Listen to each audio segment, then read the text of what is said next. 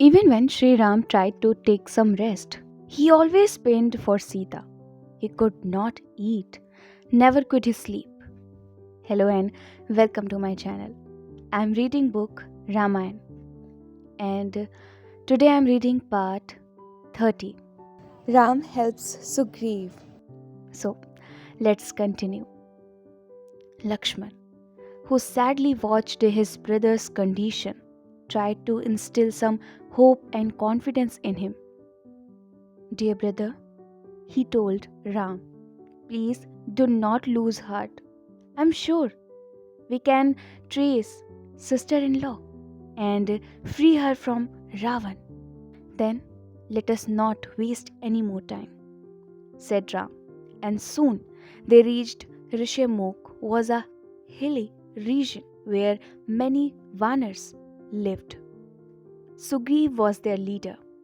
He had the assistance and friendship of Hanuman, a valiant and highly intelligent Vanar. Sugriv had an elder brother called Vali. Vali was the king of Kishkinda. The two brothers loved each other. Once Vali had to fight against a demon and chased him into a cave. Before entering, he asked Sugriv to stand guard at its entrance. Sugriv waited there patiently, but since Vali did not come out for many days, he was worried. To add to his worry, he heard the demon roar and also saw blood flow out of the cave. So he thought that Vali was dead, closed the cave with a huge rock, and returned to Kishkinda. Since the kingdom was without a king, people crowned Sugriv as the king. One day, all of a sudden, Vali returned. When he came to know that Sugriv had become the king, he was very angry. He banished Sugriv from the kingdom and even kept back Sugriv's wife for himself. Sugriv took shelter in Rishemukh as Vali could not enter the area because of a curse. When Ram and Lakshman reached Rishemukh, Sugriv at first thought that they had come on behalf of Vali to kill him. So he sent Hanuman to find out who they were. Hanuman introduced himself to Ram and told him about Sugriv. In turn, Lakshman told him about them and said, O Vanar, a Rakshas called Ravan had abducted my sister-in-law Sita. We do not know where he lives. We are here to ask for Sugriv's help to know more about Ravan. We are not here to kill Sugriv. Satisfied with this reply, Hanuman carried Ram and Lakshman on his shoulders and with a powerful hope reached the peak where Sugriv lived. Sugriv, on hearing about Ram's plight, embraced him warmly and told him, Ram, I will help you in your search for Sita. Wherever she is, we will find her. Oh, yes, now I remember a few days back we saw a woman being abducted by a Rakshas, and we heard her cry, Ram, Lakshman, please save me. She then threw down some of her ornaments tied in a piece of cloth. I will fetch you these for you. Please see whether they belong to Mother Sita. So saying, Sugriv asked one of the Vanas to fetch the ornaments. As soon as Ram saw the ornaments, tear welled up in his eyes and crying out Sita's name, he fainted. After a while, he regained consciousness and asked Lakshman, Brother, please make sure that these belong to Sita. But Lakshman could not identify any head ornaments or ear ornaments. He bowed his head and said, I have never looked at my respected sister-in-law's face or any other portion of her body. I can only identify the articles worn by her as I have noticed them while touching her feet every day. Such was the respect Lakshman had towards his brother's wife. Ram then looked at the ornaments and knew for certain that they belonged to his dearest wife. He swore, I will kill Ravan who has separated Sita from me. Sugriv consoled his friend Ram and promised him that he would send the Vanar army to chase Sita and they help in killing Ravan. In return, the grateful Ram offered to kill Vali and help Sugriv in regained his kingdom. Sugriv, who was still not aware of Ram's enormous skill and bravery, was doubtful whether he could fight against the very powerful Vali. Dear friend, he told Ram, I am glad with your offer to kill Vali, but I know my brother well. I have seen with my own eyes how Vali knocked down a line of 7 trees with a single arrow. If you can also prove your skill, I will feel assured. Upon this, Ram felled 7 trees in a line with a single arrow. This made Sugriv very happy, so he went to Kishkinda and challenged Vali to duel. This angered Vali a lot and he accepted Sugriv's challenge at once. But in no time at all, Sugriv was overpowered by Vali.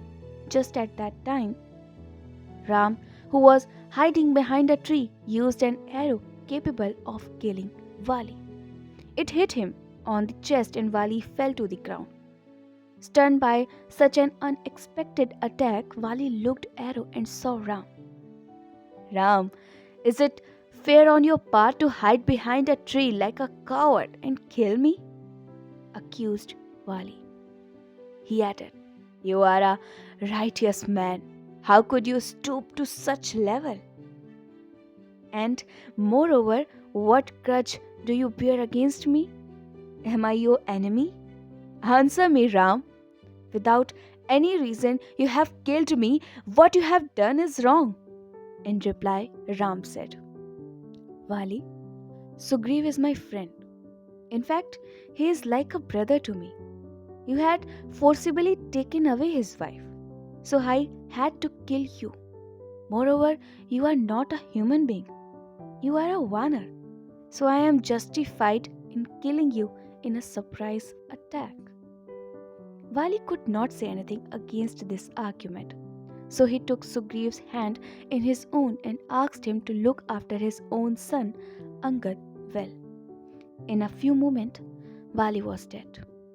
Sugriv, who regained the kingdom of Kishkinda, soon forgot all about helping Ram to chase Sita, while Ram and Lakshman lived in a cave, waiting for Sugriv's help. Sugriv lived the life of a king, enjoying all the luxuries. This annoyed Lakshman very much as he could no longer watch his brother pinning for Sita. So he immediately rushed to Kishkinda, swearing that he would kill Sugriv for breaking his promise. Alarmed at such anger, Hanuman hurried to Sugriv and reminded him about his promise to Ram. Hasn't Ram proved his friendship to you? Should not you repay his gratitude? He asked. Realizing his mistake, Sugriv hastened to Ram and begged for forgiveness. He then ordered Hanuman to summon all the Vanars to Kishkinda. Soon, thousands of Vanars assembled at Kishkinda and Sugriv instructed them to search for Sita in all the 4 directions. He separately instructed Hanuman, Maruti, you are the most capable of all the Vanars. I am sure that you will bring us the good news very soon.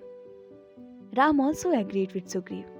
He called Hanuman aside and gave him his ring. When you meet Sita, please show her this ring. She will then know that you are truly my messenger. Hanuman accepted the ring with devotion and after touching Ram's feet in reverence, left on his mission. Sugriv had given 1 month's time to the Vanars to trace Sita. They searched and searched but just could not get any news about her. One group of Vanars which had gone in the southerly direction under Hanuman's leadership was also unlucky. Tired and dejected, they sat on the seahorse, wondering what to do next.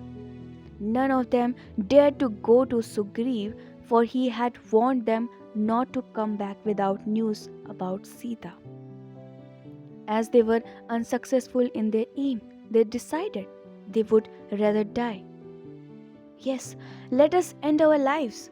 At least we have the satisfaction that we were in Ram's service, at least for a short time.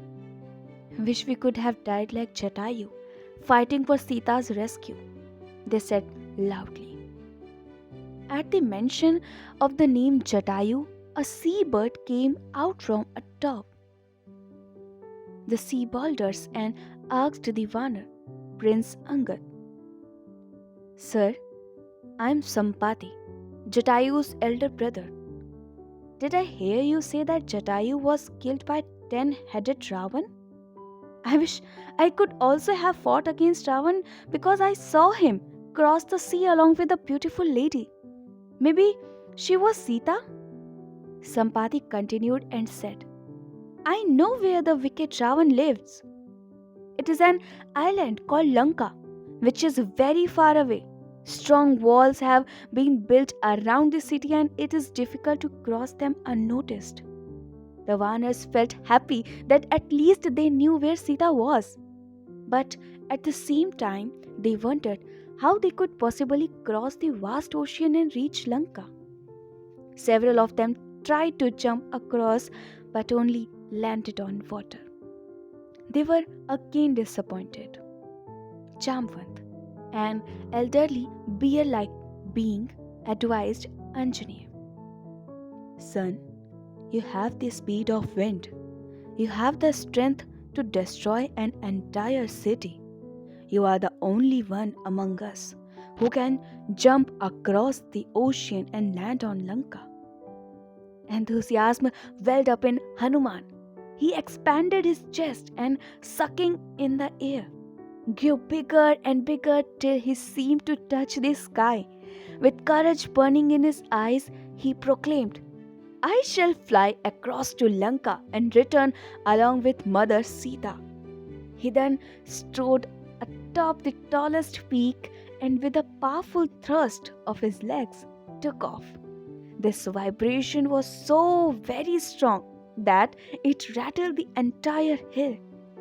Soon he was airborne and looked as if he was the moon traversing across the skies. The Vanar army, which wanted Hanuman's feat with wonder, danced with joy and blessed the son of Vayu for saving them from humiliation. So, this was it for today. I'll be back. Till then, keep smiling.